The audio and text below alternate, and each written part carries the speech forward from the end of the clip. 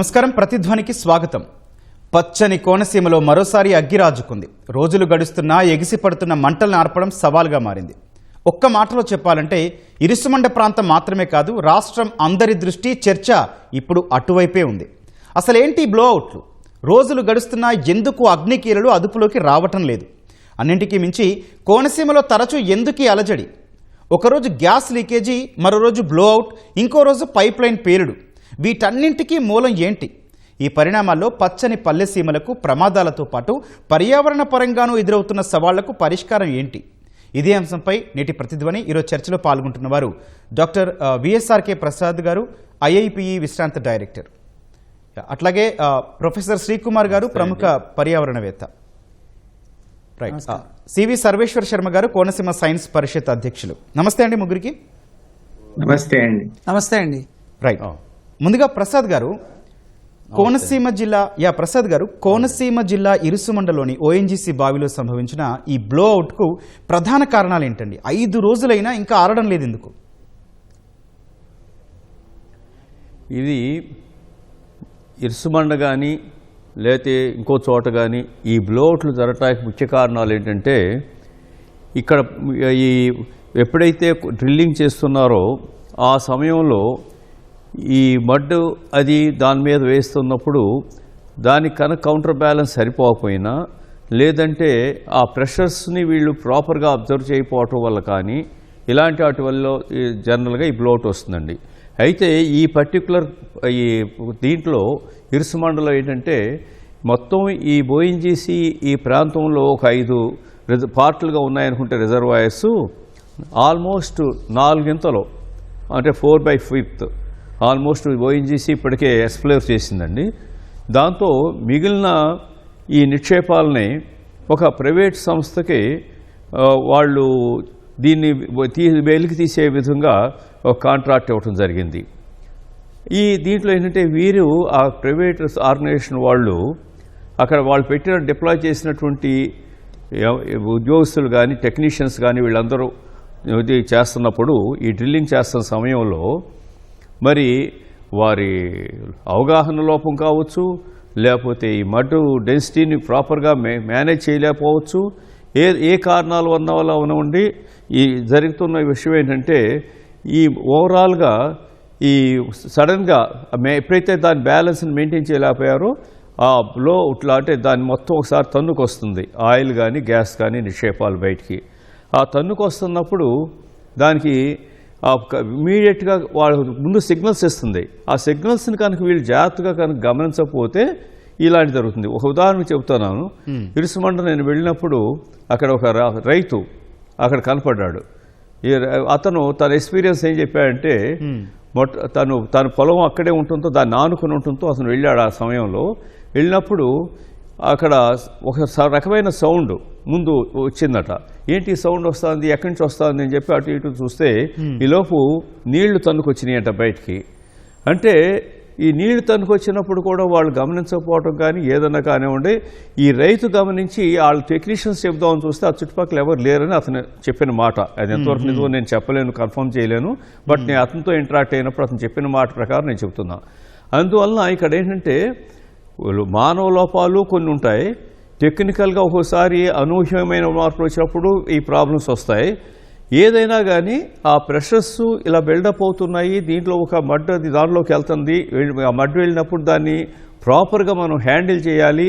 ఆ density పోరాసిటీ of the mud కరెక్ట్గా ఉందా లేదా, వాటిలో ఈ ఆయిల్ వచ్చేది ఆ దానిలో పెర్కులేట్ అయ్యి వస్తుందా, ఇవన్నీ కూడా జాగ్రత్తగా ఎప్పటికప్పుడు చూపించాలి. ఎందుకంటే ఈ మడ్ ఎందుకు చేస్తారంటే మెయిన్గా దీనిలో ఈ మన బోర్వెల్స్ ఇవి వేస్తున్నాం అనుకోండి, మనం నీళ్ళకి మనం ఏం చేస్తాము, ఎక్కడైతే ఆ సాయిల్ కనుక వీక్గా ఉందో ఆ సాయిల్ దాని మీద పడకుండా బోర్ వేసేది పూడకుండా ఉండటం కోసం ఏం చేస్తామంటే దానికి ఒక కేస్ పైప్ వేస్తాం. ఆ కేస్ పైపులోంచి మధ్యలోంచి మళ్ళీ మన ఏ బోర్ ఏదైతే పైపులు వేస్తాం ఆ పైపు లోపల పంపుతాం. ఆ కేసింగ్ లాగా చేయాల్సిన దీంట్లో ఇక్కడ ఇక్కడ ఏమవుతుందంటే దీంట్లో ఆ కేసింగ్ వేసేటప్పుడు కనుక మనం ఈ రిగ్ మనకి ఏది అవసరమైందో అది కనుక వేస్తే ఆ ప్రెషర్ కనుక వస్తున్నప్పుడు పక్క నుంచి దారి ఉంటుంది కాబట్టి ఆయిల్ గ్యాస్ దాని నుంచి బయటకు వచ్చే అవకాశాలు ఉంటాయి. అందుకని అది లేకుండా ఉండడం కోసం ఈ over counter pressure for that oil and gas కోసం ఈ మడ్ వేయటం జరుగుతుంది. ఆ మడ్ వేసేటప్పుడు దాని ప్రాపర్టీసు, పొరాసిటీ ఎంత ఉండాలి, డెన్సిటీ ఎంత ఉండాలి, ఇవన్నీ కూడా అక్కడ ఉన్నటువంటి ఆయిల్ ప్రెషర్ ఎంత ఉంది, లోపల గ్యాస్ ఎంతో, ఎనాలిసిస్ ఎంతో, ఇవన్నీ చేస్తారు బిగినింగ్లోనే. అందులో ఇది ఆల్రెడీ తవ్వినందుకు బావి కాబట్టి ఈ ఓఎన్జీసీ పూర్తిగా డీటెయిల్స్ ఉంటాయి కాబట్టి ఆ ప్రైవేట్ సంస్థ దీనిలోకి వెళ్ళేటప్పుడు ఆ డీటెయిల్స్ను వాడుకుని మరింత జాగ్రత్తగా ఉంటాకి వీళ్ళకి తేలిక అవ్వాలి యాక్చువల్గా. అలాంటిది తేలిక అవ్వకుండా ఈ రకమైన యాక్సిడెంట్ అవటం అనేది నిజంగానే అది అంత మంచి పరిణామం కాదని నా ఉద్దేశం. రైట్. సో యాక్సిడెంట్ అవటం కారణాల్లో ఈ ప్రెషర్ని ఆ ప్రాపర్గా కౌంటర్ చేయలేకపోవటం అవ్వచ్చు, లేదా ఈ చేసేటప్పుడు వచ్చినటువంటి ఆ ఓవర్ ప్రెషర్ని వీళ్ళు టెక్నికల్ పీపుల్ ప్రాపర్గా వాటిని గమనించకపోవచ్చు. వీటన్నిటి వల్ల ఫైనల్గా జరిగింది ఏంటంటే ఈ బ్లోఅవుట్, ఒక భయానకమైన వాతావరణం, ఆ చుట్టుపక్కల ప్రజలకు ఒక భయాలు, ఇవన్నీ జరుగుతున్నాయి. మొత్తం మీరు అన్నట్టు రాష్ట్రం అంతా కూడా అటువైపు చూసే పరిస్థితి. ఇది ఒకసారి పాసలపూడిలో జరిగింది, అంతకుముందు తాండవపల్లిలో జరిగింది. ఇన్ని జరిగినప్పుడు కూడా వీటిని నేర్చుకుని మనం ఇలా చేయాల్సి వస్తున్నాము, ఇట్లా జాగ్రత్తగా ఉండాలి అనే భావం రాకపోవడం అనేది అక్కడ ఒక రకమైనటువంటి దురదృష్టకరమైన వాతావరణం చెప్పాలి. ఓకే, శ్రీకుమార్ గారు మీరు చెప్పండి, ఎగిసిపడుతున్న మంటల కారణంగా అక్కడ పర్యావరణానికి జరుగుతున్న నష్టం ఎంత? అసలు ఇట్లాంటిది ముందే ఊహించడం కానీ అట్లాంటివి ఏమి ఉండవా? ఖచ్చితంగా అండి. ఇప్పుడు మనకి గతంలో పాసర్లపూడి బ్లోఅవుట్ జరిగినప్పుడు దాదాపు 57 రోజుల నుంచి పడి వేరే దేశాల నుంచి మనకి ఆ ఫోమ్తో కూడినటువంటి మంటలు ఆర్పటం కానీ ఇలాంటి శిక్షణ సిబ్బందిని పిలిచి ఆర్పవలసిన పరిస్థితి వచ్చింది. అలాగే నగరం బ్లోఅవుట్ కానీ, తాండవపల్లి బ్లోఅవుట్ కానీ, ఇప్పుడు జరిగినటువంటి కోనసీమ బ్లోఅవుట్ కానీ మనకు నేర్పేది ఏంటంటే ఈ కెమికల్ బ్లోఅవుట్ అంటాం మనం. ఇది ఒక కొన్ని రకాలైన సిఎన్జి, ఇప్పుడు మీథేన్ అనేటువంటి వాయువు ఇక్కడ ప్రధానంగా ఉంటుంది. దాంతోపాటు ఆయిల్ ఇవి మండినప్పుడు చాలా పర్యావరణ పరంగానే కాదు, చాలా పెద్ద శబ్దంతో, ఇందాక మనకి ప్రసాద్ గారు చెప్పారు, జనరల్గా ఇది లీకేజ్ రాబోయే ముందు అక్కడ క్యాపింగ్లో ప్రాబ్లమ్స్ ఉన్నా, ప్రెషర్ ఇంటర్నల్ ప్రెషర్లో ఏదైనా వేరియేషన్ వచ్చినా, ప్రెషర్ మేనేజ్మెంట్ సరిగ్గా జరగకపోయినా, ఈ మడ్ ఫిల్లింగ్ సరిగ్గా లేకపోయినా, ఫస్ట్ మనకి ఈ బ్లోఅవుట్ రాకపోయే ముందు విజిల్ లాంటి సౌండ్, చాలా పెద్ద సౌండ్ వస్తుందండి, ఒక కొన్ని డెసిబెల్స్తో, అంటే దాదాపు 1 కిలోమీటర్ వరకు మనకి ఆ శబ్దం వినిపిస్తుంది. ఇది ఫస్ట్ స్టెప్. మనకి అక్కడ వాళ్ళు అంటాం ఏంటంటే ఆ శబ్దం వచ్చిందని చెప్తున్నారు, మరి వచ్చినప్పుడు అక్కడ సిబ్బంది ఎందుకు గుర్తు లేకపోయారు అంటే ఈ నాయిస్ లెవెల్ కూడా చాలా హై లెవెల్లో ఉంటుంది. దీనివల్ల చుట్టుపక్కల ఉన్నటువంటి ఈ ఏవైతే పక్షులు కానీ వస్తువులు కానీ ఉంటాయో అవి చాలా భయభ్రాంతులకు లోనవుతాయండి పర్యావరణ పరంగా తీసుకుంటే. రెండోది ఏంటంటే ఈ దీని నుంచి వచ్చే సౌండ్తో పాటు అది వాటర్ టేబుల్ ఉన్న ఏరియా కాబట్టి ఆ గ్రౌండ్ వాటర్ టేబుల్ ఫస్ట్ ఆ ప్రెషర్ నుంచి ఈ మట్టిలోంచి వచ్చినటువంటి ఆ సీపేజ్లో ఉన్న వాటర్ కానీ చాలా భయంకరమైన హైట్కి వాటర్ స్ప్రే అవుతుంది. ఈ వాటర్ ఫౌంటైన్ వచ్చినప్పుడు సెకండ్ కాస్ట్ అనమాట, అది తెలుసుకోవాలి. మరి అక్కడ కూడా ఎందుకు జరగలేదంటే మొత్తానికి పర్యావరణం అయితే ఎఫెక్ట్ అవుతుంది కదండి శ్రీకుమార్ గారు.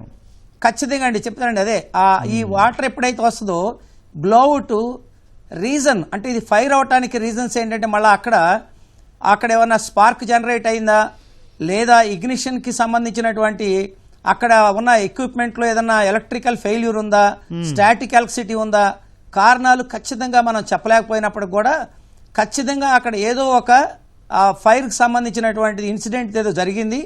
వెంటనే ఇది వాటర్ వేపర్ కానీ, అంటే ఈ నీటి ఆవిరితో కూడినటువంటి మీథేన్ వాయువు కానీ, చాలా ప్రమాదకరమైన వాయువులు కూడా బయటకు వెలువడతాయండి.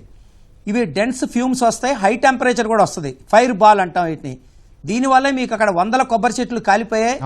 అలాగే అక్కడ గనక మనుషులు గనక ఉంటే అదృష్టవశాత్తు మనకు అక్కడ మానవ ఇదేమీ జరగలేదు, అంటే నష్టమేం జరగలేదు. ముందే అలర్ట్ చేసి పంపించేశారు మనకి చాలా.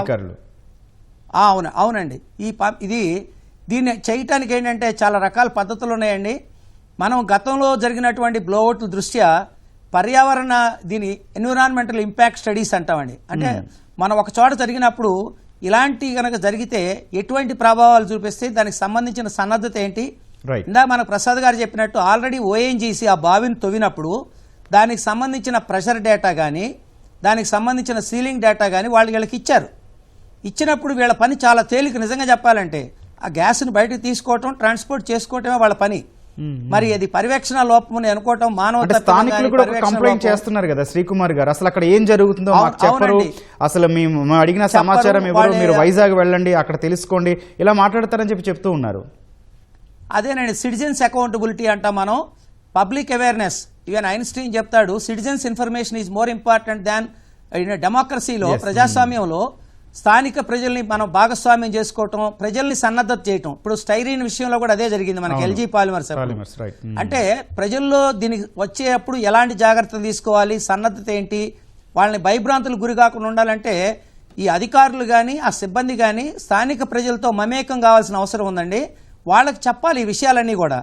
ఏదైనా ప్రమాదం జరిగినప్పుడు మేము ఇమీడియట్ గా మీకు ఒక అలారం లాంటిది ఇస్తాము, మీరు వెంటనే వెళ్ళిపోవాలని. ఇది వీళ్ళు ఏంటంటే ముందు చెప్తే వాళ్ళు తవ్వనివరేమో అని భయంతో ఇదంతా ఒక రకమైనటువంటి క్యాట్ అండ్ మౌస్ గేమ్ లాగా చాలా దాపరికంలో జరుగుతూ ఉందండి. ఇది ప్రభుత్వాలు కూడా కొద్దిగా గుర్తెరిగి బాధ్యతతో చేసినట్టయితే ఈ పర్యావరణ విధ్వంసం అంటాం. ఈ ప్రాంతం చాలా ప్రమాదకరమైన, ఇది ఒక్కటే కాదు సార్. నేను మళ్ళీ మీరు పర్యావరణం అన్నారు కాబట్టి నేను చెప్తాను, ఇది కెనాల్ అలైన్మెంట్స్ కూడా డ్యామేజ్ అవుతున్నాయి సార్ ఆ ఏరియాలో. Right sir, okay. సాగునీటి కెనాల్స్ కూడా అలైన్మెంట్ డ్యామేజ్ అవుతుంది. ఆ టాపిక్ కూడా మాట్లాడదాం. సర్వేశ్వర్ శర్మ గారు, పచ్చని కోనసీమపై నిప్పుల కొలిమిగా మారాయి ఈ బ్లోఅవుట్లు.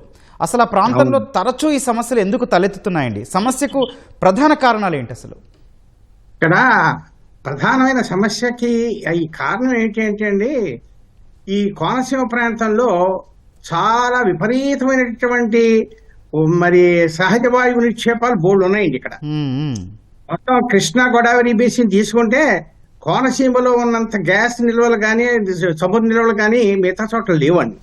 సో చాలా మంది అభిప్రాయం ఏంటంటే ఇక్కడి నుంచి వెళ్తున్నంత గ్యాస్ కానీ ఇక్కడి నుంచి వెళ్తున్నటువంటి ఆయిల్స్ కానీ అవి వాటిని సరిగ్గా కనుక రవాణా చేసుకుంటే ఇబ్బంది లేదు.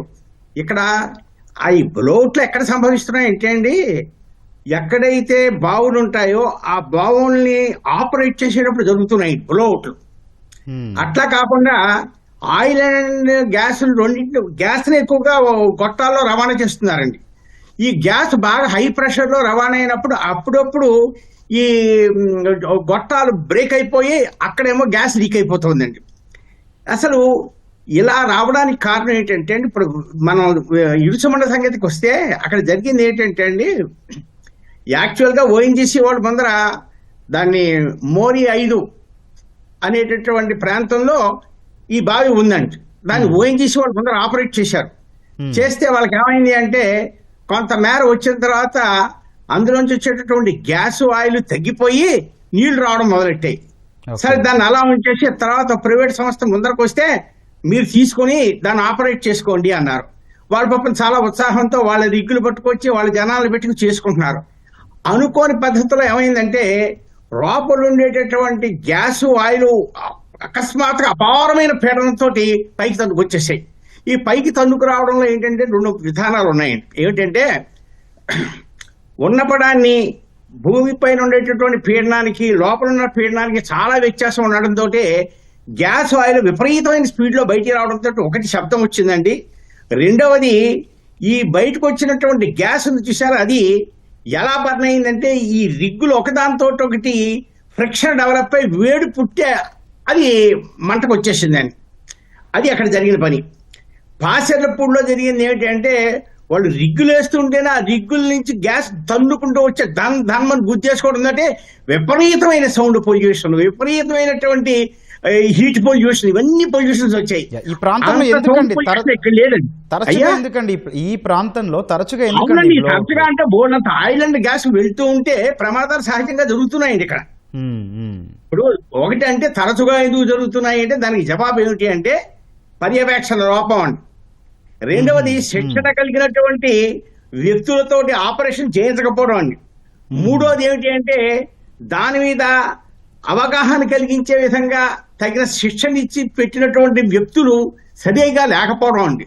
రెండవది బావిలో తీసుకునేటప్పుడు దాని పూరాపరాలు ఏంటి, అక్కడ ఏం జరిగింది దాని మీద ఆ ప్రీ హిస్టరీ మీద పూర్తి అవగాహన లేకపోవడం కూడా ఒక కారణం అవుతుంది. Okay. అందువల్ల జరుగుతున్నాయి ఇవన్నీ. రైట్. ప్రసాద్ గారు, అసలు ఏంటండి ఈ బ్లోఅవుట్ అంటే ఏంటి? చమురు, సహజ వాయువుల అన్వేషణ, ఉత్పత్తిలో కానీ ఇవి ఎట్లా సంభవిస్తాయండి? అంటే సామాన్యులు కూడా అసలు ఏం జరుగుతుంది అని తెలుసుకోవాలనుకుంటున్నారు, వాళ్ళకు కూడా అర్థమయ్యేలా చెప్పండి కాస్త.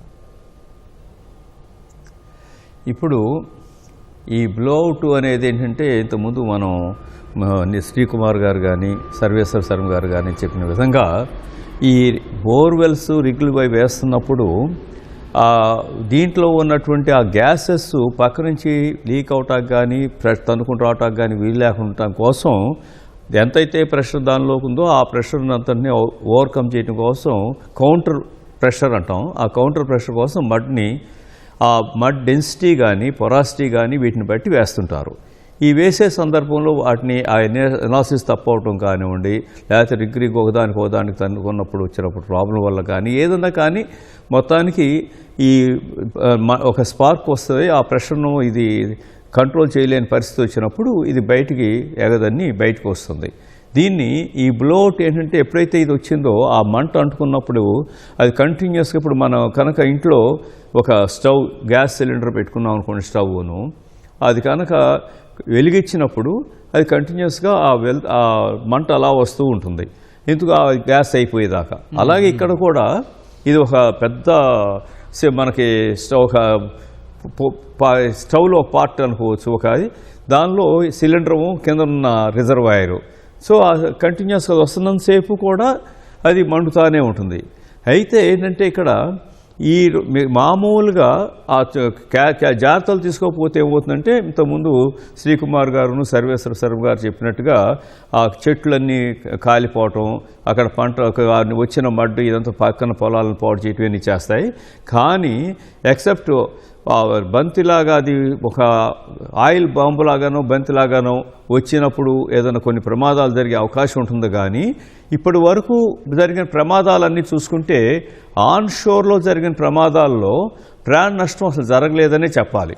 ఎక్సెప్ట్ పైప్ లైన్ తప్పితే. Pipe line is again different అండి. అంటే పైప్ లైన్వి బ్లోఅవుట్ అనేది టోటల్ డిఫరెంట్. ఈ బ్లోఅవుట్లు ఏంటంటే ఇప్పుడు మనం డిస్కస్ చేస్తున్న బ్లోఅవుట్ ఇది కేవలం కంటిన్యూస్గా పైకి మంటలు వస్తుంటాయి, అందువల్ల చుట్టూతా వేడి పెరుగుతుంది. సో మనకి టైం కూడా ఇస్తుంది రీహాబిటేట్ చేయటానికి. అందువలన ప్రాణ నష్టం లేకుండా మాత్రం చేసుకోవచ్చు. దానివల్ల ఏ రకమైన ఇబ్బంది ఉండదు. ఇక మిగతాది అది మండుతున్నంతసేపు ఈ మిథేన్ గ్యాస్ కానీ ఇవి కానీ అవన్నీ కూడా మండిపోయి జనరల్గా వచ్చేది ఏంటంటే carbon dioxide, carbon monoxide mostly. తర్వాత ఈ కింద ఉన్నటువంటి ఆ ఫ్యూయల్లో ఉన్నటువంటి ఈ రెసిడ్యూస్, మన కొన్ని చిన్న ఇంప్యూరిటీస్ ఉంటాయి. ఆ ఇంప్యూరిటీస్ వల్ల సల్ఫర్ ఉందనుకోండి, సల్ఫర్ డైఆక్సైడు, తర్వాత sulphur trioxide, sulphurous acid, sulphuric acid, అట్లా యాసిడ్ ఆమ్ల లక్షణాలు వస్తాయి. సో నీళ్లు అవన్నీ కూడా ఆమ్ల లక్షణాలు రావడానికి ఛాన్స్ పెరుగుతుంది. సో ఆ రకంగా ఇది వస్తుంది. కానీ మిగతా వాళ్ళందరూ ఇప్పుడు భయపెడుతున్నట్టుగాను సోషల్ మీడియాలో వీటిలో పీపుల్కి ప్రమాదం జరిగే పరిస్థితి లేదు కాబట్టి ఆ రకమైన భయం వస్తలేదు. ఏదో మొన్న ఒక ఆయన వచ్చి అడిగారు నన్ను, ఏంటంటే కోనసీమ అంతా బుగ్గి అయిపోతుందంట అని. కోనసీమ అంతా బుగ్గి అవుతుంది, ఏది బుగ్గి అవ్వదు. ఆ చుట్టూతో ఉన్నటువంటి 5 to 10 hectares వరకు డిపెండింగ్ అపాన్ ఇంటెన్సిటీ నష్టం అవుతుంది. బట్ ఈ పర్టికులర్ ఇన్సిడెంట్లో నేను మొన్న వెళ్ళాను కాబట్టి ఆ సైట్కి చెప్పగలను. ఒక సుమారు 1 hectare ల్యాండ్లో ఈ కొబ్బరి చెట్లు కానీ ఇవన్నీ కానీ బాగా నాశనమైనవి. ఆ పొలాలు కూడా, క్రాప్స్ కూడా ఆ 1 hectare ల్యాండ్లోనే కొంతవరకు నష్టం జరిగించారు. అన్ని వనరులు కానీ అవి నేను అంత మించి మిగతాది స్ప్రెడ్ అయ్యే అవకాశం కూడా లేదు. కారణం ఏంటి, ఇప్పుడు కంట్రోల్ అవుతూ వస్తుంది. ఇన్ని రోజులు ఎందుకు వస్తుంది మంట, దాన్ని ఎందుకు కంట్రోల్ చేయలేకపోతున్నారు అనేది కూడా మనం ఆలోచిస్తే, ఇదేమిటంటే ఇంతకుముందే చెప్పాం కదా, అది క్లోజ్ చేయాలంటే there are number of methods. ఒకటి క్లే కెమికల్ మడ్ని దానిలో పంపటం.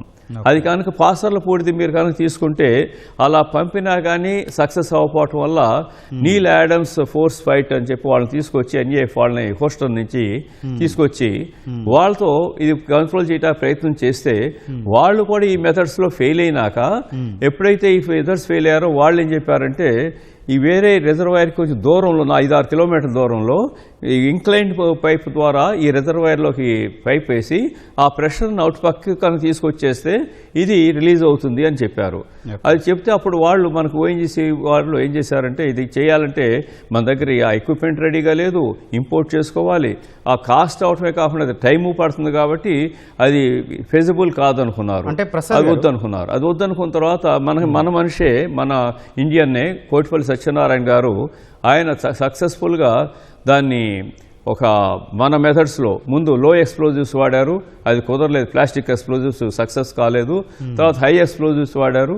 ఆ రకంగా దానికి కంట్రోల్ చేసుకుంటా వచ్చి ఒక 65 రోజుల్లో దాన్ని క్లోజ్ చేయగలిగారు. ఇప్పుడు ఈ లైన్ కంటిన్యూ అవుతుందండి యూకేలో ఎక్కడైతే బ్లోఅవుట్ జరిగిందో ఈ లైన్ ఇది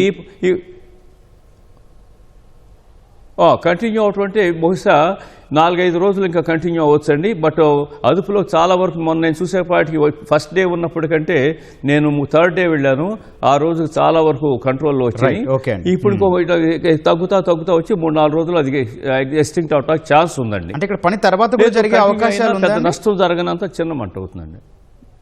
ఏమండి తర్వాత కూడా ఈ లైన్ వర్క్ అయ్యే కండిషన్ ఉంటుందండి లేదా కంప్లీట్ వర్క్ అంటే ఆ పర్టికులర్ బావిలో కాకపోయినా దగ్గరలో ఆ రిజర్వాయర్లో ఇంకో బావి వేసుకోవడానికి ఛాన్స్ ఉంది, తెచ్చుకోవచ్చండి. Right, okay sir. Prasad garu, Srikumar అది ఎందుకంటే ఇప్పుడున్న ఈ రిగ్స్ కానీ ఇవన్నీ కూడా కాలిపోయినాయి, ఆ పైపులన్నీ కూడా పూర్తిగా మెల్ట్ అయిపోయినాయి, ఆ రిగ్గులు కూడా పూర్తిగా మెల్ట్ అయిపోయిందండి. రైట్, ఓకే అండి. శ్రీకుమార్ గారు, ఈ బ్లో అవుట్లు, లీకేజ్లు, పేలుళ్ళు వీటి వల్ల కాలుష్యపరంగా ఎట్లాంటి ప్రమాదం ఉందండి? ప్రత్యేకించి నిపుణులు క్షేత్రస్థాయిలో గమనిస్తున్న అంశాలేంటి ఈ విషయంలో? ఈ బ్లోఅవుట్ అంటే ముఖ్యంగా సోర్స్ ఏదైతే డ్రిల్లింగ్ చేసామో డ్రిల్లింగ్ దగ్గర బ్లోఅవుట్ అండి. ఇప్పుడు జరిగింది అదే. ఈ ఎక్కడైతే మనం ఆ రిజర్వాయర్ నుంచి మనం పైప్ లైన్ని డ్రిల్ చేస్తా ఉన్నామో అక్కడ జనరల్గా మనకు జరిగినవన్నీ కూడా ఈ సోర్స్ దగ్గరే జరిగినాయి. ఇలాంటివి జరిగినప్పుడు ఈ బ్లోఅవుట్ ఏంటంటే ఫైర్ బాల్ చాలా ఎనార్మస్ ప్రెషర్ అండి. ఎందుకంటే కింద ఉన్న అమౌంట్ ఇన్ని క్యూబిక్ ఫీట్స్లో ఉంటుంది, ఇన్ని క్యూబిక్ మీటర్స్ అని అంచనా వేస్తారు, కానీ అది పక్కకి ఎంతవరకు స్ప్రెడ్ అయింది, ఎగ్జాక్ట్ మెజర్మెంట్ అనేది ఎంత లోతుకుందనేది కూడా చెప్పలేము. ఒక్కొక్కసారి కొద్దిపాటి సాయిల్ గ్యాప్తో అక్కడ మధ్యలో కనుక ఇసుక లేయర్ కానీ ఏదన్నా పొరాసిటీ కాల్షియం ఫోర్స్ కానీ ఉన్నట్టయితే అవి పగలగొట్టుకుని కూడా ఈ గ్యాస్ పైప్లోకి వచ్చేస్తాయండి. ఇప్పుడు కొంతమంది చెప్తుంది ఏంటంటే ఈ బ్లోఅవుట్లో one of the reason sand బాగా పెనిట్రేషన్ జరిగింది, కుప్పగూలినట్టుగా కూలింది, అది కూడా ఒక రీజన్ అయి ఉండొచ్చు. ఎందుకంటే వచ్చే దాంట్లోంచి వాటర్తో పాటు విపరీతంగా శాండ్ బయటకు వచ్చిందని చెప్తున్నారండి. అంటే ఇసుక నేలలో ఉన్నప్పుడు ఈ పటుత్వం ఉండదు, ఒక్కోసారి కూలిపోవటానికి పైప్ కేసింగ్ సరిగ్గా నిలబడకుండా పైపును కూడా డ్యామేజ్ చేసి క్రాక్ చేయడానికి అవకాశాలు ఉంటాయండి. ఎగ్జాక్ట్గా ఏం జరిగింది అనేది మనకు తర్వాత తెలుస్తుంది. కానీ దీంట్లో నష్టం ఏంటంటే ఇది బ్లోఅవుట్. రెండో బ్లోఅవుట్ ఏంటంటే పైప్ లైన్ బ్లోఅవుట్ అంటారండి. అంటే మనం ట్రాన్స్పోర్ట్ చేసే పైప్ లైన్లో ప్రెషర్ మెయింటెనెన్స్లో ప్రాబ్లమ్స్ వచ్చినా, ఒక్కొక్కసారి ఏదైనా మైల్డ్ ఎర్త్క్వేక్స్ కానీ భూమిలో సర్దుబాట్లు వచ్చినవటం కానీ, ఎక్స్టర్నల్గా మ్యాన్ పవర్ పైనుంచి ఏదన్నా ప్రమాదం జరిగినా, గ్రౌండ్లో రీఅడ్జస్ట్మెంట్స్ జరిగినప్పుడు ఒక్కొక్కసారి పైప్ లైన్ బ్రేక్ అవ్వటం కానీ, పైప్ లైన్ కరోజన్ వల్ల అంటే తుప్పు పట్టడం కానీ ఇంకా వేరే రీజన్స్ వల్ల అక్కడ ఉన్నటువంటి సాయిల్లో ఉన్న మార్పుల కారణంగా ఈ పైప్ లైన్ బ్లోఅవుట్ జరిగినప్పుడు మాత్రం చాలా పెద్ద ప్రమాదం జరుగుతుందండి, మానవ హరణం. ఎందుకంటే అది డెన్స్ హ్యూమన్ పాపులేటెడ్ ఏరియాస్లోంచి కనుక పైప్ లైన్ వెళ్ళినట్టయితే అక్కడ ఖచ్చితంగా ప్రమాదం. ఇది బ్లోఅవుట్. అప్పుడు చాలా మనం యుద్ధ ప్రాతిపదిక మీద గ్యాస్ని మనం కంట్రోల్ చేసి పైపు అక్కడ వాల్వ్స్ ఉంటాయండి, ఎక్కడికక్కడ ఆ వాల్వ్స్ని కంట్రోల్ చేసి చాలా జాగ్రత్తగా చేయడానికి అవకాశం ఉంది. అయితే నాయిస్తో కూడినటువంటి చాలా పెద్ద లెవెల్లో నాయిస్ ఎమిట్ అవుతుందండి ఇక్కడ ఈ ఫైర్తో పాటు. అందుకని ఇప్పుడు కెమికల్గా మనం తీసుకున్నట్టయితే ఈ ఫైర్స్ ఆపటానికి మోనో అమోనియం ఫాస్ఫేట్ అనేటువంటి ఒక కెమికల్ని జనరల్గా యూజ్ చేస్తారు. అలాగే సోడియం కార్బోనేట్ కానీ, పొటాషియం కార్బోనేట్ కానీ, కార్బన్ డైఆక్సైడ్ సంబంధించి కానీ చాలా మెథడ్స్ ఉన్నాయండి. అంటే మనకి ఇక్కడ వచ్చేటువంటి ఫైర్ ఇందాక మనకి ప్రసాద్ గారు చెప్పినట్టు ఆ పొరాసిటీ, డెన్సిటీ అక్కడ ఏమేమి వస్తున్నాయి, దాంట్లో సల్ఫర్ కంటెంట్ ఎంత ఉంది, ఇవన్నీ కూడా డేటా వాళ్ళ దగ్గర ఉంటుందండి. ఆ ఉన్నదాన్ని బట్టి మనం ఈ ఫైర్ ఫైటింగ్ మెకానిజంని ఇదేదో రొటీన్ ఫైర్ లాగా నీళ్లు జల్లి ఆపే పరిస్థితి కాదు. ఇక్కడ మడ్తో కూడినటువంటి దాన్ని పంప్ చేయాలి, కంటిన్యూస్ వాటర్ పంప్ చేయాలి. దీనివల్ల చుట్టుపక్కల ఉన్నటువంటి భూములు ఏమవుతాయంటే మనం దీన్ని ఆర్పే ప్రయత్నంలో మనం పంప్ చేసే మడ్ కానీ, అక్కడి నుంచి వచ్చేటువంటి ఈ నీళ్లు ఆవిరి కానీ, వాటర్ వేపర్ కానీ చాలా హ్యూజ్ క్వాంటిటీలో వెళ్ళటం వల్ల సమీప వాతావరణంలో చాలా మార్పులు వస్తాయండి. Okay. అందుకని కూలింగ్ మెకానిజం ఈ ఫైర్ బాల్ ని అంటే ఎగిసి పడుతున్నటువంటి మంటల వల్ల చాలా టెంపరేచర్స్ షూటప్ అవుతాయి. ఈ టెంపరేచర్ షూటప్ అవటం గ్లోబల్ పరంగా మనకి చాలా ఇంపాక్ట్ చూపిస్తుందండి నైబరింగ్ ఎన్విరాన్మెంట్ లో. అందుకని ముందు ఆ ఫైర్ బాల్ టెంపరేచర్స్ ని కంట్రోల్ చేయడానికి వీళ్ళు ఒక రకమైనటువంటి స్ప్రే మెకానిజం ద్వారా ఆ టెంపరేచర్ ని డౌన్ చేయడానికి ఫైర్ ఫైటింగ్ ఇన్స్ట్రుమెంట్స్ వీళ్ళు అంతా కూడా వెళ్ళి ముందు దాని టెంపరేచర్ ని చుట్టుపక్కల నార్మల్ తీసుకురావడానికి చాలా ప్రయత్నం చేస్తారు. రైట్ అండి. ఓకే. అయినా సరే వాటర్ వేపర్ ఉంటుంది కాబట్టి లంగ్స్ లోకి వెళ్ళటం, పెద్దవాళ్ళకి బాగా ఏజ్డ్ పీపుల్ కి, ఆడవాళ్ళు కానీ చిన్నపిల్లలు కానీ ఉన్నట్టయితే దీని ప్రభావం ఖచ్చితంగా ఉంటుందండి. అందుకనే మనం ఇట్లాంటి వాటిలో మానవ పర్యవేక్షణ అండి నిరంతరం Right. Okay మన అండి. సహజ వనరులను ఎక్కడైతే ఎక్స్ట్రాక్ట్ చేస్తున్నామో అక్కడ కంటిన్యూస్ మానిటరింగ్ అనేది చాలా ఇంపార్టెంట్ అండి. విజిలెంట్ గా ఉండాలి. ఓకే అండి. రైట్. సర్వేశ్వర్ శర్మ గారు, గతంలో పాషర్లపూడి బ్లోఅవుట్ ఘటన దేశవ్యాప్తంగా సంచలనం సృష్టించింది. ఇందాక మీరు కూడా మాట్లాడుతున్నారు. వాటిని ఆపేందుకు 3 నెలల సమయం పట్టింది. నాటి ఘటన నుంచి అసలు ఏమైనా పాఠాలు నేర్చుకున్నారా అండి? ఇక్కడ సమస్య ఏంటంటే అండి, దేనికదే ప్రత్యేకం, దేనికదే కొత్త పాఠం అండి. ఆ పాఠం బ్లోట్ వస్తుంది. ఇప్పుడు ప్రస్తుతం అసలు బ్లోట్ అంటే ఏమిటో జనానికి పూర్తిగా అవగాహన లేదండి. బ్లోట్ అంటే ఏంటంటే అండి, మనకి లోపల నుంచి వచ్చేటటువంటి ఆయిల్ గ్యాస్ మన అదుపులో ఉండి బయటకు వస్తే దాని ప్రొడక్షన్ అంటారండి. ఎప్పుడైతే ఆ గ్యాస్ ఆయిల్ మన అదుపు తప్పేసి వాటి ఇష్టం చోటు వస్తే అదే బ్లోట్ అండి. రైట్. అంటే బ్లోట్ అయిపోయింది. ఇప్పుడు ఈ బ్లోట్ లో వచ్చింది ఏంటంటే పాసెర్లపూడికి దీనికి తేడా ఏంటంటే అండి, పాసెర్లపూడిలో బాగా లోతు నుంచి రిగ్గింగ్ లోపల టప్పని బోల్డ్ గ్యాస్ టప్పని వచ్చేసింది బయటికి. ఆ ఈ విపరీతమైన పీడలో గ్యాస్ పైకి రావడం వల్ల అద్భుతమైన భరించలేని శబ్దాలు వచ్చేసాయండి. ఆ శబ్దాలతో పాటు మంటలు వచ్చేసాయండి. అంతటి శబ్దం ఇప్పుడు మనకి ఇరుసుమంటలో లేదండి. ఆ శబ్దం వల్ల సౌండ్ పొల్యూషన్ వచ్చింది, హీట్ పొల్యూషన్ వచ్చింది. అన్నింటికన్నా వ్యవసాయ భూములు దెబ్బతిన్నాయి, నీళ్లు దెబ్బతిన్నాయి. మరి మన మెరైన్ యానిమల్స్ అన్ని కూడా చాలా ఇబ్బంది పడ్డాయి. అనేక రకాలుగా ఎన్విరాన్మెంట్ ప్రాబ్లమ్స్, ఎన్ని ప్రాబ్లమ్స్ రావాలి అన్ని పక్షులు, వన్యప్రాణులు ఇవన్నీ కూడా చాలా ఇబ్బంది పడ్డాయండి. చెట్లన్నీ మాడిపోయాయండి. పశువులు బోళ్ళు పాలిచ్చేటటువంటి పశువులు, జంతువులకి ఏంటంటే తమ అనుభవంలోకి రాని ఏ విషయమైనా తమ అనుభవంలోకి వచ్చేట ప్రమాద సంకేతంగా ఉండి బెంబేలెత్తిపోతాయండి. ఈ పశువులకి ఎప్పుడు ఇటువంటి అనుభవం లేదు కాబట్టి ఈ అనుభవం రావడంతో ఇచ్చే పాలు తగ్గిపోయాయండి, ఆ మేత గట్టి తగ్గిపోయిందండి. ఇలాగ రకరకాలుగా పర్యావరణంలో ఎన్నో రకాలైనటువంటి బాధలు చవిచూసామండి పాసెర్లపూడిలో. ఇప్పుడు ఇక్కడ కూడా ఏం జరుగుతోంది అంటే అండి, ఆయిల్ అందులోంచి బ్రయ్యన బయటికి రావడంతో మొక్కల మీద పడి, ఆకుల మీద ఆయిల్ పీల్చి పడండి ఆ మొక్క యొక్క జీవనకాలం అప్డేట్ చేస్తుందండి. మొక్కలు చచ్చిపోతున్నాయండి. మరి నీటిలో పడి గ్రౌండ్ వాటర్ పాడైపోతుందండి. ఇందులోంచి వచ్చేటువంటి వాయువులో ప్రధానమైనది ఏంటంటే మీథేన్ ఒకటండి.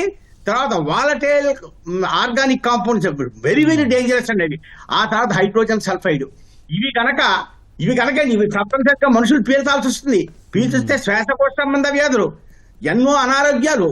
వాళ్ళు ఒకసారి అనారోగ్యంలోకి పడితే మళ్ళీ తిరిగి ఆరోగ్యానికి రావడానికి ఎన్ని రోజులు పడుతుందో ఎవరికి తెలియదు. ఆ అనారోగ్యం ఎప్పుడు ఏడ్పిస్తూనే ఉంటుందండి. ఈ రకంగా పర్యావరణం చాలా తీవ్రంగా ప్రభావితం అవుతుందండి ఈ యొక్క బ్లోఅవుట్ల వల్ల. కానీ అపారమైనటువంటి ఇంధనం ఎంతో మందికి ఎన్నో రకాలుగా ఉపయోగపడుతుందనే లాభాలనే మనం దృష్టిలో పెట్టుకుని ఇవన్నీ చిన్న అనేటువంటి అభిప్రాయం పెట్టుకోవడం మటుకు సరి అయిన పద్ధతి కాదని నా అభిప్రాయం అండి. మెయిన్ గా మానవ తప్పిదమా, యాంత్రిక తప్పిదమా, ఎవరి తప్పిదమని చూస్తే పర్యవేక్షణ కావాలి, సరి అయినటువంటి నిపుణులు మనం తయారు చేసుకోవాలి. అన్నింటికన్నా కూడా ఇలా ప్రమాదం వచ్చినప్పుడు మాకు తూర్పుగోదావరి జిల్లా ఇప్పుడు ఇరుసుమండలో కానీ గతంలో కానీ అధికారులు అద్భుతంగా స్పందించి జనాన్ని టకటకటక ఎటువంటి నష్టం లేకుండా పక్కకి తీసుకెళ్లిపోయారు. అయితే చాలా మంది ఏం చెప్తారంటే నష్టపరిహారం ఇచ్చారు, రైతే. ఆ నష్టపరిహారం వల్ల పూర్తిగా కోలుకోగలుగుతారా? కోలుకోలేరు. వరి పంట ఒకటికేమో 50-30 పండించారంటే తర్వాత 3 బస్తాలు 5 బస్తాలకు వచ్చేసింది. అది ఇలా రకరకాలైనటువంటి బాధలు రైతుల దగ్గర నుంచి మనం వింటూ ఉంటామని నేను ప్రత్యక్షంగా ఇదంతా సర్వే చేసి దీని మీద వర్క్ చేశాను కాబట్టి నాకు చాలా ఐడియా ఉందండి దీని మీద. ఈ రకంగా ప్రజలు చాలా హింసకే గురవుతున్నారు, సందేహం లేకున్నాను. ఉన్నపడాన్ని ఇంట్లోంచి బయటికి వెళ్ళిపోతే ఒక నీకు చోట్లేదు ఇక్కడంటే ఎక్కడికి వెళ్ళి సలదాచుకుంటారండి వాళ్ళు. వాళ్ళన్ని సౌకర్యాలు కదా చేసినాను. అందుచేత నేను కోరేది ఏమిటి అంటే అటు అధికారులు కానీ, ఓఎన్జీసీ వారు కానీ, ప్రైవేటు వాళ్ళు కానీ ఇలాంటి జరగకుండా కాసుకునేందుకు సరైన నిపుణులు పెట్టండి, వాళ్ళకి శిక్షణ ఇవ్వండి. ప్రమాదం వస్తుంది అనేటటువంటి ప్రమాదాన్ని కాసి ఇలాంటి బ్లోట్ల మీ చిన్న ఎగ్జాంపుల్ చెప్తానండి. ఇందాక మా మాస్టర్ గారు ఒక ఆయన చెప్పారు, ఆయన పేరు శ్రీకర్ గారు అనుకుంటాను, శ్రీకుమార్ గారు. డైనమైట్ కిల్లింగ్ అంటారు. డైనమైట్ కిల్లింగ్ అంటే ఏంటంటే అండి, ఈ గ్యాస్ అది వచ్చేటప్పుడు లోపల గొట్టాల్లోకి డైనమైట్ పంపించి పేల్చి మారేస్తారండి. ఎప్పుడైతే డైనమైట్ పేల్చారో ఆ డైనమైట్ పేలడానికి బోల్డ్ ఆక్సిజన్ కావాల్సి వస్తుందండి. ఆ ఆక్సిజన్ అంతా తీసుకునేటప్పుడు ఆక్సిజన్ లేక మంట ఆరిపోతుంది. That is dynamic killing. అది కూడా పాసర్పూడిలో వర్కౌట్ అవ్వలేదు. ఇందాక వారు చెప్పిన విషయంలో దాని వెనకాల ఉండే పూర్వం కాదు అదనమాట. అయితే ఇప్పుడు ఈ అంత పెద్దది ఏం కాదండి, ఇప్పుడు ఉన్నది పెద్దదే అంటున్నారు కానీ ఇంటెన్సిటీ ఇప్పటికే తగ్గిపోయింది. అది బోల్డ్ రోజులు పట్టిందండి. సౌండ్ పొల్యూషన్ అమలాపంలో మీ ఇంట్లో కూర్చుని ఉంటే అండి పాసర్పూడి బోర్డు దూరం అండి మాకు. అక్కడి నుంచి వచ్చినటువంటి సౌండ్స్ మా కిటికీతో గిరగిరగర కుట్టేసుకునేవండి. నిజంగా ఒక సంచలనం, ప్రపంచ వ్యాప్తంగానే అదొక పెద్ద సంఘటన కింద అందరూ దాని మీద దృష్టి పెట్టారు. అయినప్పటికీ ఇప్పుడు మీరు అడుగుతున్నారు ఈ పాఠం వల్ల మీరు ఏం నేర్చుకున్నారండి? బ్లౌట్ వస్తుందని నేర్చుకున్నాం. ప్రతి బ్లౌట్ కి కొత్త రకం తరహా పెట్టాలి కానీ అన్నింటికి ఒకే సూత్రం అంటే కుదరదు. ఆ రకంగా ఉంటుంది. ప్రసాద్ గారు, తవ్వకాల సమయంలో ఈ భూగర్భ పీడనాన్ని సమతుల్యం చేయడానికి ఉపయోగించే డ్రిల్లింగ్ మడ్ నిర్వహణలో లోపాలి ప్రమాదాలకు ఎంతవరకు దారితీస్తున్నాయండి? ఇది చాలా చర్చనీయాంశమైనటువంటి విషయం అండి. కారణం ఏంటంటే ఇంతకుముందే మనం అనుకున్నట్టు, ఇంతకుముందు మీరు అడిగినప్పుడు మన శరం గారు వీరు చెప్పినట్టుగా ఏంటంటే మనం వేరియస్ ఇన్సిడెంట్స్ దృష్ట్యా నేర్చుకోవాల్సినవి చాలా ఉంటాయి. ఈ బటన్ పంపటం ఎలాగా, ఏ డెన్సిటీ పంపాలి, దాని ఎనాలిసిస్ ఎంత ఉండాలి, పొరాసిటీ ఎంత ఉండాలి, ఇవన్నీ కూడా నిర్ణయించేది లోపల ఉన్నటువంటి మన వెలికి తీస్తున్నటువంటి ఆయిల్ నిక్షేపాలు, అటు ఎనాలిసిస్ ఎంత, అక్కడున్న సాయిల్ నేచర్ ఎంత, వీటిని బట్టి కూడా ఉంటుంది. ప్రెషర్ ఎంత ఉంది, అవన్నీ ఇంతకుముందే మనం అనుకున్నట్టుగా ఓఎన్జీసీ వాళ్ళు ఇవన్నీ చేయటం వల్ల వీళ్ళకి నిజంగా ఇది సులువు అవ్వాలి. కానీ సులువు అవ్వాల్సిన చోట కూడా ఇలా జరగటానికి కారణం ఏంటంటే మనం కొంత డెఫినెట్గా యాక్సెప్ట్ చేస్తుందంటే మానవ తప్పిదాలు కూడా ఉన్నాయి అని. కారణం ఏంటంటే నేను చాలా యాక్సిడెంట్ చూశాను ఇంతకుముందు. ఉదాహరణకి ఎల్జీ పాలిమర్స్ ఇంతకుముందు మన మిత్రులు టచ్ చేశారు. అక్కడ దానిలో ఆ ఎల్జీ పాలిమర్స్ దాంట్లో కూడా ఈ మానవ తప్పిదాలు అంటే కోవిడ్ వచ్చిన సమయంలో దానికి అది క్లోజ్ చేసేటానికి ఆర్డర్స్ ఇచ్చినప్పుడు ఇది క్లోజ్ చేయటానికి కుదరదు, ఈ మొనోమర్ పాలిమర్గా మారే అవకాశాలు ఉంటాయి, మనం ఎప్పటికప్పుడు దాన్ని పర్యవేక్షిస్తూ ఉండాలి, కాబట్టి దీని నెసిటీ ఇది అని చెప్పి దాన్ని పర్స్యూ చేసుకుని కంటిన్యూ చేయాలి. ఆ చేయటంలో ఏ రకంగా కానీ ఫెయిల్ అవనివ్వండి, ఏదన్నా జరగనివ్వండి, మొత్తానికి క్లోజ్ చేసేసి వెళ్ళిపోయింది ఆ కంపెనీ. కారణాలు ఎవరి తప్పు, ఎవరి మీద ఒకటి బ్లేమ్ చేసుకునే కంటే కూడా దాన్ని సరైన విధంగా చేయలేదు. సరే, అలాగే చూస్తే లోపలికి వెళ్ళాక ఈ యాక్సిడెంట్ గురించి చేసినప్పుడు నివ్వెరపోయే విషయాలు ఏంటంటే కనీసమైన క్వాలిఫికేషన్స్, ఈవెన్ కనీసం ఇంటర్మీడియట్ కూడా లేని ఒక వ్యక్తి, అంటే ఒక మెట్రికులేట్ వ్యక్తి ఒక సేఫ్టీకి ఆ రోజు ఇన్ఛార్జ్ అని చెప్తే మేము అందరం నివ్వెరపోయాం. సో ఇలా అంటే క్వాలిఫికేషన్స్ లేని వాళ్ళని ఏదో నేర్పుతున్నాము, నేర్పిన దాన్ని బట్టి వాళ్ళు ట్రైనింగ్ అయిన వాళ్ళు బట్టి చేస్తున్నారు అని అనుకుంటే అన్నీ సవ్యంగా జరుగుతున్నప్పుడు రోజువారీ వాళ్ళు తిప్పటం, క్లోజ్ చేయటం, ప్రెషర్ మీద చూసుకోవటం ఇలాంటి నోట్ చేసినప్పుడు సరిపోతుంది క్వాలిఫికేషన్ సంబంధం లేకుండా. కానీ ఆ టెక్నికల్ నాలెడ్జ్, టెక్నికల్ ట్రైనింగ్ వీళ్ళందరూ ఉన్న వాళ్ళు ఏం చేస్తారంటే అది చదువుకున్న వాళ్ళు, హైలీ ఎడ్యుకేటెడ్ పీపుల్ అందరూ ఏం చేస్తారంటే ఇలాంటి అత్యవసర పరిస్థితుల్లో వాళ్ళు కొంత చేయటానికి వీలుంటుంది. అయితే దీనికి తోడు ఇంకోటి కూడా ఉంది, క్వాలిఫికేషన్స్ అన్నీ ఉండి ట్రైనింగ్ అన్నీ తీసుకున్న వాళ్ళు కూడా ఫెయిల్ అయిన సందర్భాలు చాలా ఉన్నాయి. ఉదాహరణకి మెక్సికోలో ఈ పెట్రోలియం రిఫైనరీ యాక్సిడెంట్ జరిగింది. అదే గుణపాఠాలు నేర్చుకుంటే మన తర్వాత రిఫైనరీలో యాక్సిడెంట్లు అలాంటివి జరగకూడదు, కనీసం అలాంటివి జరగకూడదు. కానీ అలాంటి యాక్సిడెంట్లే కూడా ఈవెన్ ఇక్కడ కూడా జరిగినాయి. అంటే హెచ్పిసిఎల్లో కూడా జరిగింది అప్పుడు 1997లో. ఎందుకనంటే దాన్ని అంతకుముందు చేసుకున్న దాన్ని చూసి నేర్చుకోవటం, ఇలాంటివి చేయటం అనేది సంహౌ ఫెయిల్ అవటం. కారణం ఏంటి? ఓవర్ కాన్ఫిడెన్స్ అవ్వచ్చు. అంటే ఓవర్ కాన్ఫిడెన్స్ అంటే నాకు అన్నీ తెలుసు అనుకోవటం. రెండోది అండర్ క్వాలిఫైడ్, అంటే వాళ్ళకి అది నాలెడ్జ్ లేకపోవటం. అమాయకత్వం, ఓవర్ కాన్ఫిడెన్స్ రెండూ కూడా ప్రమాదాలకు దారితీసే పరిస్థితులే. సో ఇలాంటి మానవ తప్పిదాలు ఉన్నప్పుడు, లేకపోతే దాన్ని ఉదాహరణకి ఇప్పుడు ఆ రైతు చెప్పినట్టుగా ఈ పర్టికులర్ ఇన్సిడెంట్లో ఆ సౌండ్ వచ్చినప్పుడు కానీ, ఆ నీళ్లు వచ్చినప్పుడు కానీ, ఇన్ని సిగ్నల్స్ వచ్చినప్పుడు అక్కడ మనుషులు చెప్పడానికి ఎవరు లేరండి, నేను చెప్పటాకని అన్నాడంటే అది మరి నిజమయ్యి ఉంటే మాత్రం చాలా దురదృష్టకరమైన విషయం. అది మానవ తప్పిదం కిందకు వస్తుంది అది జరిగి ఉంటే. అది అవునా కాదా అని ఇది మనకి రేపు బహుశా మన వాళ్ళందరూ జరిగిన యాక్సిడెంట్ గురించి ఓకే అండి. పూర్తి వివరాలు సేకరించినప్పుడు మనకు నిజాలు బయటపడతాయండి. శ్రీకుమార్ గారు, ఒక డ్రిల్లింగ్ తర్వాత అవసరం లేని బావుల పూడ్చివేత విషయంలో అంతా సక్రమంగా జరుగుతోందండి? రీఫిల్లింగ్ సరిగా లేకుంటే లేదండి. రీఫిల్లింగ్ సరిగా లేకుంటే ఎట్లాంటి సమస్యలు చూడాల్సి వస్తుంది?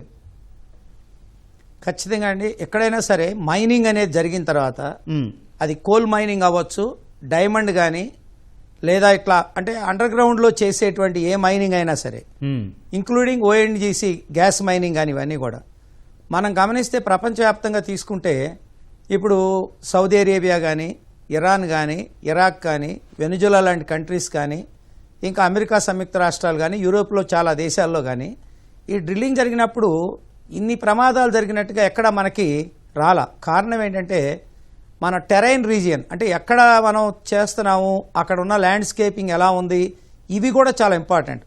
మనకున్న సెన్సిటివ్ జోన్ ఏంటంటే కృష్ణా గోదావరి బేసిన్ అంతా కూడా ఇది డెల్టా ప్రాంతం అండి. అంటే ఈ డెల్టా ప్రాంతంలో ఏంటంటే హ్యూజ్ వాటర్ రిసోర్స్ ఉంటుంది, సీకి దగ్గరగా ఉండటం, శాండ్ లూమీ సాయిల్స్ ఉండటం, బ్లాక్ కాటన్ సాయిల్స్ ఉండటం, మడ్డీ సాయిల్స్ ఉండటం. వీటిని రీఫిల్లింగ్ చేసేటప్పుడు ఫస్ట్ మనం బావి తవ్విన తర్వాత ఆ బావిలోంచి మనం గ్యాస్ నిక్షేపాలని బయటకు తీస్తున్నామండి. ఉదాహరణకి ఒక 10-year పీరియడో ఒక 15-year పీరియడో దానిలోంచి మనకి సహజ వాయువు అంటే మన మీథేన్ వాయువుని తీసుకుంటున్నాం, అది పైప్ లైన్ ద్వారా ట్రాన్స్పోర్ట్ చేస్తున్నాం అనుకుందాం. ఆ బావి యొక్క కాలం పరిమితి అయిపోయిన తర్వాత దాన్ని మనం రీక్యాప్ చేస్తామండి. అది సిమెంట్తో చేస్తారు. లోపల మనకు ప్రసాద్ గారు చెప్పినట్టుగా ముందు అసలు అక్కడ ఉన్నటువంటి దానికి ప్రెషర్ ఎంత, ఆ గ్యాస్ తీసినప్పుడు ఆ ఏర్పడినటువంటి హాలో రీజియన్ అంటే అదంతా రాళ్ల మధ్యలో, ఇదంతా కూడా పెద్ద పెద్ద రాళ్ల మధ్యలో కానీ, రాతి పొరలు, కాల్షియం బేస్డ్ స్టోన్స్ మధ్యలోంచి కానీ ఆ గ్యాప్స్లో నుంచి ఈ గ్యాస్ తీస్తాం మనం. అంతేగాని ఒక ట్యాంక్ లాగా ఏమి ఉండదు. అది ఆ మధ్యలోంచి, ఆ పొరల మధ్యలోంచి నూనె కానీ ఆయిల్ కానీ ఆ గ్యాప్స్లోంచి వస్తుంది. ఈ గ్యాప్స్ని మనం రీఫిల్ కనుక చేయకపోతే ఒకటి సింక్ హోల్స్ అని వస్తాయండి. సింక్ హోల్స్ అంటే ఉన్న పడాన పైన భూమి కుప్పగూలిపోయి లోపలికి వెళ్ళిపోద్ది. అది ఎన్ని మీటర్ల లోపలికి వెళ్ళద్ది మనం చెప్పలేము దాన్ని. ఆ సింక్ హోల్స్ వల్ల ప్రమాదం ఏంటంటే భూమి మొత్తం కూడా ఉత్పాతం అయిపోయి ఆ ప్రాంతంలోకి సముద్రం చొచ్చుకు రావచ్చు, మనం చెప్పలేము అది. సో అందువల్ల ఖచ్చితంగా ఏంటంటే ఈ రీఫిల్లింగ్ అనేది అక్కడ ఉన్నటువంటి ప్రెషర్ ఎంత తీసాము, అక్కడ ఉన్నటువంటి ఎన్ని లక్షల టన్నుల గ్యాస్ మనం బయటికి తీసాము, అంతే ప్రెషర్ని క్రియేట్ చేయగలిగినటువంటి మడ్తో రీఫిల్ చేసి దాన్ని మనం ఛానల్స్ ఏవైతే తవ్వామో ఆ గ్యాస్ తీయటానికి ఆ ఛానల్స్ అన్ని కూడా సిమెంటింగ్ స్టీల్తో రీక్యాపింగ్ చేస్తారండి. ఇదంతా కూడా ఎక్స్పెన్సివ్ గా కూడుకున్నది, అంటే చాలా ఖరీదైనటువంటి విషయం. So profit making, produce, profit and pollute అనేటువంటి నినాదంతో వెళ్తున్నారు. కానీ ఇది పబ్లిక్ అకౌంటబిలిటీ అన్నాం అంటే మనం ఇక్కడ ప్రజల మధ్యలో ఉన్నాం, ప్రజల సొమ్ముని మనం తీసుకుంటున్నాం, కొన్ని లక్షల కోట్ల రూపాయల వ్యాపారం చేస్తున్నాం. ఇది కొంత ప్రాఫిట్ని మనం ఒక 10%ని నైబర్ కమ్యూనిటీకి, వాళ్ళ వెల్ఫేర్కి మళ్ళీ జాగ్రత్తగా పర్యావరణాన్ని రిస్టోర్ చేయాలి అనేటువంటి కాన్సెప్ట్తో కాకుండా ఇక్కడ ఖచ్చితంగా ఏం చెప్పాలంటే అండి, ప్రభుత్వ రంగ సంస్థలు అయినటువంటి గెయిల్ కానీ, ఓఎన్జీసీ కానీ వీళ్ళ కొంత పర్యవేక్షణ లోపం ఉందని నేను ఖచ్చితంగా నమ్ముతున్నాను. సర్వేశ్వర్ శర్మ గారు, గతంతో పోలిస్తే సాంకేతికత పెరిగింది, టెక్నాలజీ పెరిగింది. చమురుల నిక్షేపాలు డ్రిల్లింగ్ నుంచి రవాణా వరకు వాటిని అందిపుచ్చుకోవడంలో అంతా ప్రమాణాల ప్రకారమే ఉందా అండి? లేదండి, అలా ప్రమాణాల ప్రకారం ఉంటే అన్ని ఈ ప్రాబ్లమ్స్ అన్ని ఎందుకు వస్తాయండి? ప్రధానంగా ఏంటంటే ఈ భద్రతా ప్రమాణాలు ఇంకా పెంచాలండి. అన్ని కాగితం మీద ఉంటున్నాయి కానీ ఇందాక ఒక వారి పేరు నాకు పూర్తిగా నా వయసు రీత్యా గుర్తు తిరిగి చెప్పలేకపోతున్నాను. అన్స్కిల్డ్ లేబర్ వాడు, ఇందాక ఆయన చెప్పారు ప్రసాద్ గారు, ఏంటి వాడేమో 10th క్లాస్ పాస్ అయిపోయి వీడికి సెషన్ ఇచ్చేసామంటే అది కుదరదండి. Only eligible people only should be there, అది ఇది లేదండి. తర్వాత ఇంకోటి ఏంటి అంటే ఏమవుతుందిలే అని నిర్లక్ష్య ద్వారా నీ జనంలో ఉన్నంతసేపు ఈ ప్రమాదాలు తప్పవండి. తర్వాత ఇంకోటి ఏంటి అంటే బోల్డంత సాంకేతిక విజ్ఞానం మనకు అందుబాటులో ఉన్నా దాన్ని వినియోగించుకునే రీతుల్లో ఫెయిల్ అయిపోతున్నారండి. ఎందుకంటే దాన్ని ఎలా వినియోగించుకోవాలో మనకి తెలుసు కానీ దాన్ని వినియోగించడం practical is different from theory. Theory తెలుస్తుంది కానీ ప్రాక్టికల్ దగ్గరికి వచ్చేవాటి దాన్ని పర్ఫెక్ట్ గా దాన్ని ఇంప్లిమెంట్ చేయలేకపోతున్నారండి. అన్నింటికన్నా కావాల్సింది ఏమిటి అంటే సరి అయిన నిర్వహణ కావాలండి. ఆ నిర్వహణ దగ్గర లోపం ఉందండి, సందేహం లేకుండా. అయితే ఇందులో ఒక విషయం మనం గుర్తుపెట్టుకోవాలండి. ఇప్పుడు కోనసీమలో మనకి బ్లోఅవుట్ వచ్చింది కాబట్టి ఇంత హడావుడి పడిపోతున్నాం అండి. ప్రపంచవ్యాప్తంగా అసమానం ఎక్కడో చోటు బ్లోట్లండి. ఉదాహరణకి ఒక లోయ ప్రాంతం ఉందండి. ఆ లోయ ప్రాంతం ఏంటంటే దాని పేరు ఈజిప్ట్ లో సోనాలియా అనేటటువంటి ఒక లోయ ప్రాంతం ఉంది. 40 సంవత్సరాల నుంచి బ్లోట్ మండుతుందని దాన్ని ఎవడు అదుపు చేయలేపాడు. ఇంకా still it is burning. Okay. ఇది ఏంటంటే దాన్ని చేయలేరట. కొన్ని చోట్ల వియత్నాం కి వాటికి ఇచ్చినప్పుడు 2 ఏళ్లు కంటిన్యూస్ గా అక్కడ బ్లోఅవుట్లు జరిగాయండి. అంటే బ్లోఅవుట్ అనేది చాలా చోట్ల జరుగుతోంది. కాకపోతే పచ్చని కోనసీమలో, ఎన్నో ఆనందాలకి నిలయమైనటువంటి కోనసీమలో అకస్మాత్తుగా ఈ బెడద ఏమిటి అనేది ఒక పెద్ద సవాలుగా మారి దాని మీద మనం ఇంత డిస్కషన్ చేస్తున్నాం అండి. దీన్ని అదుపు చేయవచ్చండి, ఏమీ కష్టం కాదు. కాకపోతే మనకి ఏంటంటే సరి అయిన నిర్వహణ కావాలి, క్వాలిఫైడ్ పీపుల్, ట్రైన్డ్ పీపుల్ ఉండడమే కాదు, సాంకేతికతని దృష్టిలో పెట్టుకుని దాన్ని అదుపు చేసే మార్గాల అన్వేషణ. అతను యాడమ్స్ అని అతను వచ్చి చేసాడని చేయలేపాడు అమెరికా నుంచి వచ్చి కూడాను. అట్లా కాదు కదా. దీనికి ఒక టీం పెట్టుకుని ఒక బ్లోఅవుట్ వస్తే దీన్ని ఎలా అదుపు చేయాలి, దాని మీద స్టడీ టీం ఎప్పుడు రెడీగా ఉంచుకోవాలి. ఎక్కడైనా వెనదేవి చదువుతున్నాడంటే ఆ టీం అక్కడ దగ్గర రెడీగా ఉండి ఇమీడియట్ గా దాన్ని కంట్రోల్ చేసే మెజర్స్ వాళ్ళు ప్లాన్ చేస్తేనే ఉంటుందండి. ఇందాక మన శ్రీకర్ గారు చెప్పినప్పుడు ఏదో ప్రాఫిట్, ఉత్పత్తి, లాస్ట్ మాకు సంబంధం లేదని ఆ యాంగిల్లో పెడితే ప్రపంచం ఓకే. సర్వేశ్వర్ శర్మ గారు, ఓకే అండి. ప్రసాద్ గారు, ఇటువంటి పరిశ్రమల దగ్గర కావచ్చు, లేదా ఇటువంటి ప్రదేశాల్లో కావచ్చు, ప్రపంచ దేశాల్లో ఎట్లాంటి సేఫ్టీ మెజర్స్ పాటిస్తున్నారండి? వాటితో పోలిస్తే మనం ఎక్కడున్నాం? ఇప్పుడు సేఫ్టీ మెజర్స్ వచ్చేసరికి ప్రతి ఒక్కరు కూడా ఇంతకుముందు జరిగిన ఇన్సిడెంట్ ఆధారంగా వాళ్ళ మెజర్స్ని ఇంప్రూవ్ చేసుకుంటూ వాటిని ట్రైనింగ్ లాగా ఇస్తూ ఇలా జరిగినాయి, వీటిలో జరిగినాయి, ఇలా జరిగినాయి కాబట్టి మనం వీటిని ఇలా కంట్రోల్ చేయాలి అని చెప్పి ఒక రకమైనటువంటి ట్రైనింగ్ ఇస్తున్నారు. దానికి తగ్గట్టుగా లాస్ కూడా మారుస్తున్నారు, అంటే ఈ యాక్ట్స్ వీటిని మారుస్తున్నారు. ఉదాహరణకి యూరోపియన్ యూనియన్ వాళ్ళు 2013/30/EU అని పేరుతో ఒక చాలా స్ట్రింజెంట్ మెజర్స్ తెచ్చారు. అలాగే ఇప్పుడు అందరూ కూడా లేటెస్ట్ ఏంటంటే ఆర్టిఫిషియల్ ఇంటెలిజెన్సు, అలాగే రోబోటిక్స్, వీటిని కూడా సహాయం తీసుకుంటూ ఎక్కడక్కడ మన యాక్సిడెంట్ని తగ్గించడానికి ప్రయత్నం చేస్తున్నారు. అయితే ఏంటంటే ఎన్ని చేసినా వీటిలో ఎక్కడ కూడా జరగట్లేదా అంటే జరుగుతున్నాయనే ఉన్నాయి. కానీ డెఫినెట్గా చెప్పుకోవాల్సింది ఏంటంటే ముఖ్యంగా జర్మనీ ఒకటి, అలాగే మన యూకే ఒకటి, వీళ్ళిద్దరూ కూడా లేటెస్ట్ జరిగిన యాక్సిడెంట్స్ దృష్ట్యా వాళ్ళు చేసిన ఈ 2013/30/EU అంటే 2013/30/EU అనే దీని ద్వారా వాళ్ళు చాలా చక్కని కంట్రోల్ తీసుకురావడానికి ప్రయత్నం చేశారు. చాలా వరకు విజయవంతమయ్యారని చెప్పొచ్చు. అయితే మిగతా అన్ని దేశాల్లోనూ ఇదే రకమైనటువంటి పూర్తి ఇది ప్రక్షాళన జరగలేదు. మన దేశంలో కూడా ముఖ్యంగా ఈ మధ్యన కాలంలో 2020లో కొన్ని యాక్ట్స్ తీసుకొచ్చి దాన్ని ఇంప్లిమెంట్ చేయటం చూశారు. ఉదాహరణకి OSHWC code, labour code reforms అని, అలాగే కొన్ని టెక్నాలజీ రిఫార్మ్స్ అని వీటిని తీసుకొచ్చి చేస్తున్నారు. కాకపోతే ఏంటంటే ఈ రిఫార్మ్స్ మోస్ట్లీ లేబర్ కోడ్ దగ్గర, లేకపోతే యూనియన్స్ దగ్గర, లేకపోతే ఒక ఆర్డినరీ సేఫ్టీ మెజర్ దగ్గరే కన్ఫైన్ అవుతున్నాయి తప్పితే రూట్ కాజెస్లోకి వెళ్ళి దాన్ని కంట్రోల్ చేయడానికి కావాల్సిన మార్పులు తీసుకురావడం కూడా ఇంపార్టెంట్. ఉదాహరణకి మనకి human psychology is major part, అది వెరీ కాంప్లెక్స్ వన్. ఆ కాంప్లెక్స్ దానికి ముందు commitment to job, passion to job అనే దాన్ని నేర్పడంలో విజయవంతం అవ్వాలంటే ఎవరైనా ఒక సంస్థలో పనిచేస్తున్నారు అంటే అతను మిగతా సంస్థల కంటే వేరియస్ అదర్ బెనిఫిట్స్ దీంట్లో ఉండటం వల్లే చేస్తున్నాడు. అతను తక్కువ ఎక్కువ శాలరీ అనే కంటే కూడా అంతకంటే మెరుగైందంటే ఒక చోటుకి వెళ్తాడు. ఆ విషయాన్ని వాళ్ళకి తెలియజేసి నువ్వు దీంట్లో చేస్తున్నావు అంటే ఇదే నీకు ముఖ్యమైనది, ఇంపార్టెంట్ అనేది వాళ్ళ మనసులోకి అత్తుకునేటట్టుగా కనుక చేయగలిగే పరిస్థితి కనుక ఉంటే అప్పుడు ఈ I like my job, I like my duty అనే కాన్సెప్ట్ వస్తుంది. I like my job but I hate the duty అనేది రాదు. ఆ పరిస్థితి రానప్పుడు ఏమవుతుందంటే ప్యాషన్తో ఇంట్లో ఫ్యామిలీని ఎలా మెంబర్స్ని చూసుకుంటూ జాగ్రత్తగా చేసుకొస్తున్నాడో అంతకంటే ఎక్కువ జాగ్రత్తగా తన సంస్థను చూసుకుంటాడు. ఎందుకంటే ఈ Right. ఫ్యామిలీని పోషించేది ఆ సంస్థే కాబట్టి. Right sir, okay. ఆ రకమైనటువంటి హ్యూమన్ సైకాలజీ తేడా తీసుకురావడానికి ట్రైనింగ్ అవటం అవసరమని నా ఉద్దేశం. Right. అలాంటప్పుడు ఈ రూల్స్ ఏ అయితే పెడుతున్నారో ఓఎస్డి కానీ ఇంకో ఆడిట్ కానీ ఇవన్నీ జరుగుతున్నాయి మనకి ఇప్పుడు ఈ లేటెస్ట్ యాక్సిడెంట్స్ అయినాక. Right, okay. వాటితో ఆడిట్స్ లో రిపోర్ట్లు వస్తాయి తప్పితే మనుషులు చేంజ్ చేయలేదు. మనుషులు చేంజ్ చేయడానికి ట్రైనింగ్ లో అవసరం. Right, sir, okay. ఆ ప్యాషన్ తీసుకురావాలని నా ఉద్దేశం అండి. Right sir. శ్రీకుమార్ గారు, ఇట్లాంటి ఘటనల తర్వాత ఎన్విరాన్మెంటల్ రెస్టోరేషన్ ఎట్లా జరగాలి? ప్రభుత్వం సంస్థలు తీసుకోవాల్సిన తక్షణ కావచ్చు దీర్ఘకాలిక చర్యలు ఏంటి? ఇవి రెస్టోరేషన్ అంటామండి. ముందు ఫస్ట్ సేఫ్టీ, భద్రతా విభాగం ఫస్ట్. అంటే అసలు జరగకుండా చేయటానికి ఎలాంటి చేయాలి నిపుణులు అంటే సేఫ్టీ పరంగా. అసలు ఒక చోట మనం ఒక రకమైన ఫర్ ఎగ్జాంపుల్ ఇప్పుడు ఎలక్ట్రికల్ సబ్స్టేషన్ కానీ ఒక పవర్ స్టేషన్ ఎస్టాబ్లిష్ చేసినప్పుడు ఒకవేళ ఎలక్ట్రికల్ సంబంధించినటువంటి ఫైర్ యాక్సిడెంట్ జరిగితే దాన్ని ఎలా కంట్రోల్ చేయాలి, అది డిఫరెంట్.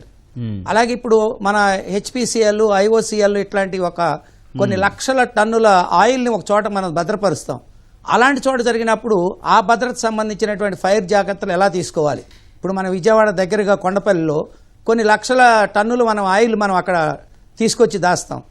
అలాగే అండర్ గ్రౌండ్లో చేసినప్పుడు సో ఇలా ఎలక్ట్రికల్దా కెమికలా, ఇప్పుడు మనకి భోపాల్ మిథైల్ ఐసోసైనైడ్ గ్యాస్ జరిగినప్పుడు అసలు ఆ గ్యాస్ మిక్ గ్యాస్ అంటే ఏంటో తెలియకుండానే జనాలు కంటి చూపు పోయినాయి, లక్షల ప్రాణాలు పోయినాయి.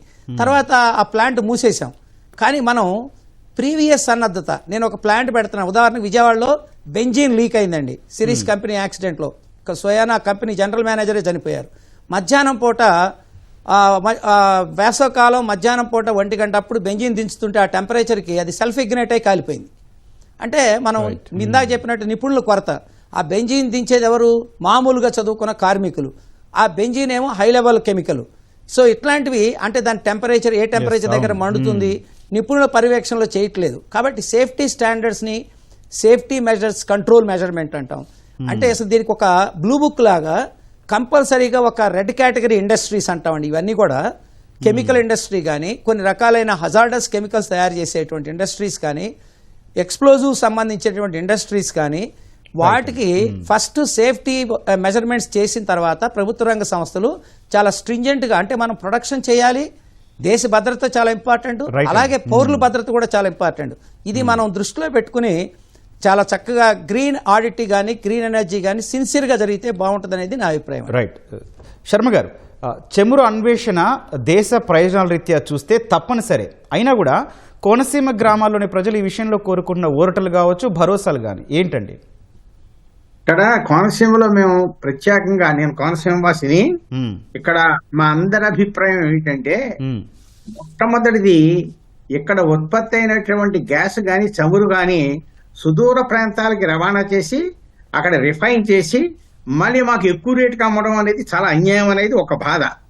రెండవది ఇక్కడ తయారైనటువంటి ఈ గ్యాస్ కానీ ఆయిల్ కానీ ఇక్కడే చిన్న చిన్న రిఫైనరీస్ పెట్టి దాన్ని కనుక మనం ప్రజలకు అందుబాటులోకి తీసుకొస్తే ఒకటి చౌకగా దొరకడమే కాకుండా 2 బోల్డంత job potential for many youth ఇక్కడ జరుగుతుందండి.